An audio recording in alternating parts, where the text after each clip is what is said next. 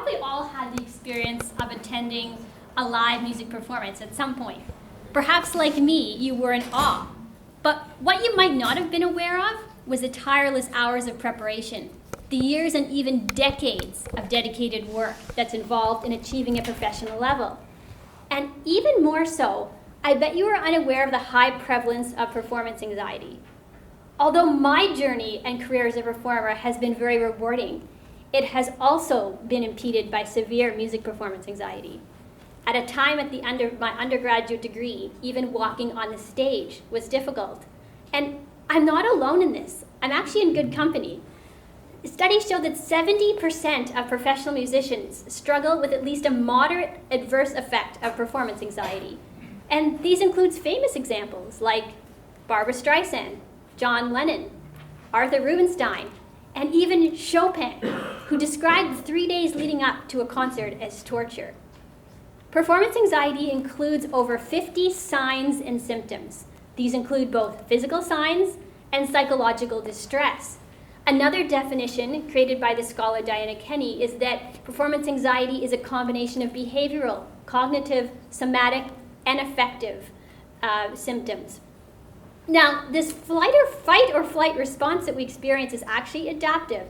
It was used to help our ancestors, for example, fight off a bear. The thing is, our brain doesn't realize and can't differentiate between a stage and a bear. What becomes of this is often performance anxiety becomes comorbid with other psychological struggles. Depression and anxiety rates are 2 to 3 times higher in performing musicians, and suicide rates, the attempts of suicides are 3 times higher among performing artists. These are alarming. And one of the problems is that this is the face we see. Martha Argerich is very open about her struggle. She's a famous pianist with performance anxiety, yet here she looks very relaxed, at ease, as if she's enjoying herself. And that creates a false illusion, because what we don't see is this. We don't see the suffering that happens in isolation, that happens after the performance, when the performer is ruminating over their mistakes for days, weeks, months, maybe years, worrying about their past failures and what that's going to lead to. We don't see the silence, the fact that it's kept quiet, that it's not shared amongst colleagues as much, and especially amongst university students. Now, why the silence is there makes sense to some point, but it would be wonderful if it could go away. The silence is largely due to the fact that there's still a lot of stigma associated with performance anxiety. It's still seen as a sign of weakness. There's also economic concerns. There's fear of losing one's job, fear of being replaced, fear of not getting a return gig. So those are all reasons why performers keep this quiet. The discipline of sports psychology is quite well known and has been around for over 30 years. It's quite often that athletes will work with sports psychologists. And music performance and sports psychology, sports performance, athletic performance are not that different. They both tax the upper physical and mental aspects of the brain. So this led me to a question. Why hasn't a treatment protocol emerged for musicians? Why is music education behind the world of athletics? And what can be done with this? And the problem is that anxiety is complex, and music performance anxiety is no different. It is far broader and far deeper than we realize. Studies are now showing that it can include things as genetic predispositions, childhood traumas. The traditional model of just trying to relieve the symptoms is not enough. We need something more.